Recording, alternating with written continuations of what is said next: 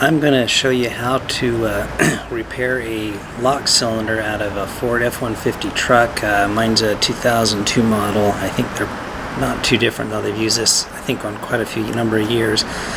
What was happening is my truck was getting the classic issue where you would go to put the ignition key in the truck and go to turn it on, and it would be stuck, almost as if the steering wheel lock was on or you had the wrong key. I found a lot of information online about how to remove the cylinder lock set out, which essentially there's quite a bit of on YouTube, but essentially what it entails is putting the key in the ignition, turning it part way, and then there's a hole in the bottom of your steering column that you can reach up with a screwdriver or something and push in this little detent here. And when you have this rotated to the right position, this will push all the way in, and then you can just pull this directly out of the steering column. It's pretty straightforward. And I'm going to back this out a little bit so I can see a little better. But anyway, like I said, there's a lot of information on that. But what I couldn't find is any way to really fix this. You can replace these cylinders relatively easily, but the only problem is then you are stuck with using a different key, having a separate key for your door locks and another one for your ignition. And also you have, this is one of the patch keys. You can see right here, they have the little microchip in them that is part of an anti-theft device. In order to get this reprogrammed, your new keys reprogrammed with your new ignition, you have to take it into a dealer, and I've seen they'll charge you $150 or so, is what seems to me that I read that cost to do that. I found a way to fix these old locks and use your original key basically for free.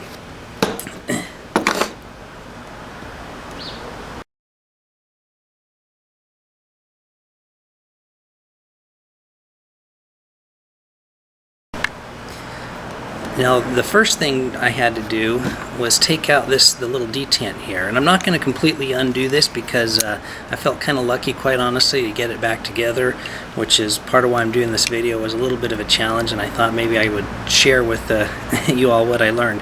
But first thing, if you lift up on this little leaf spring arm here, you can remove this detent piece right here. And then you can set that aside, and what that does then, well, then what you would do is, if you look right here, you'll see a little tiny hole, and the way that this inner lock cylinder is retained to the outer is there's a ball and a kind of a ball detent, a ball riding on a spring that rides in the track here. What you do is you turn your key all the way over to the run position, and then you take a small punch and you push in on that hole there, which will then depress the detent and allow you to over rotate the key so that then that ball will line up with this hole. The one thing you want to be careful of, though, is as you do that, this ball is going to launch out of that hole and probably get lost. So if you do that in a plastic bag like this, whether you punch through here, go through the bag, and depress that while you're turning this around, at least that'll catch the ball so it doesn't fly off and get lost. Once you have that ball out, you can then just separate the inner and outer lock cylinder, and that will leave you with the inner cylinder has some like wafer-like things on them, and you'll also see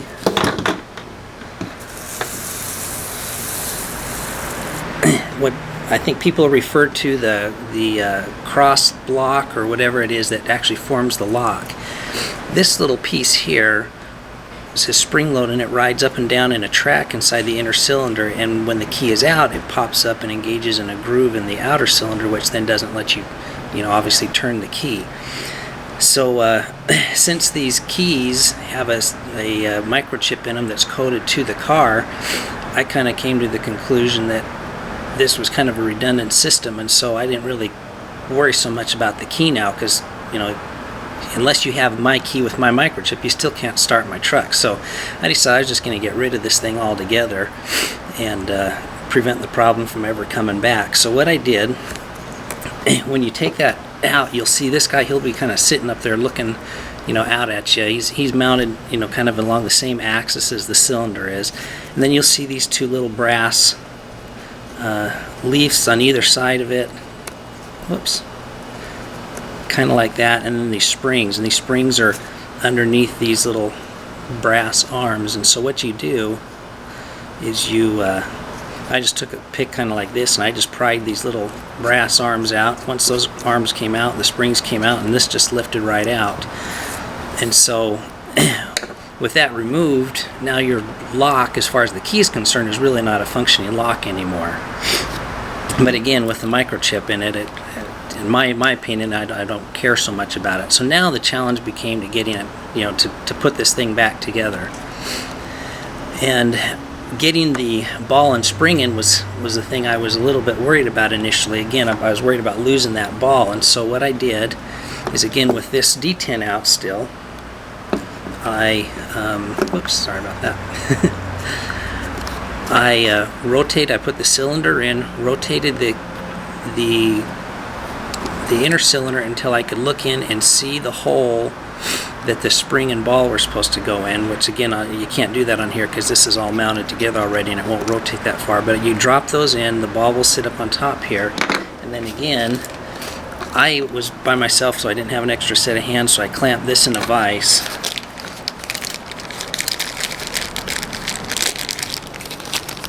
And stuck a plastic bag over the whole assembly like this, and then pushed down with a punch on the ball, so just in case it slipped off, and it did slip off once, but the ball, instead of shooting out across the room and rolling to who knows where, it will, at least ideally stay within the bag, and you'll be able to get it and try again.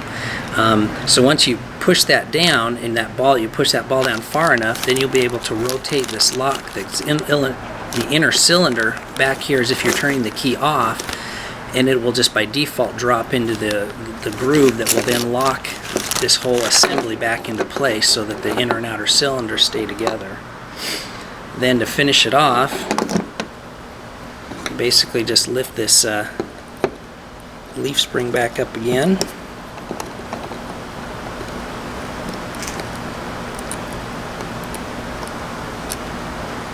Slide the detent back in there, and now you can see it goes in and out like it should, and you can rotate your key without any of that dreaded Ford infinite lock on it. And I put this out in my truck earlier today and started up. It ran just fine. So apparently it works. One thing is you can take the key out while the truck is running with with this new modification. If you have the key out though, the key will still not, you can't just grab hold of this thing and turn it. So kids can't get in there and turn the accessories on in your car and leave your lights on and the battery go dead or something like that. So that's kind of nice.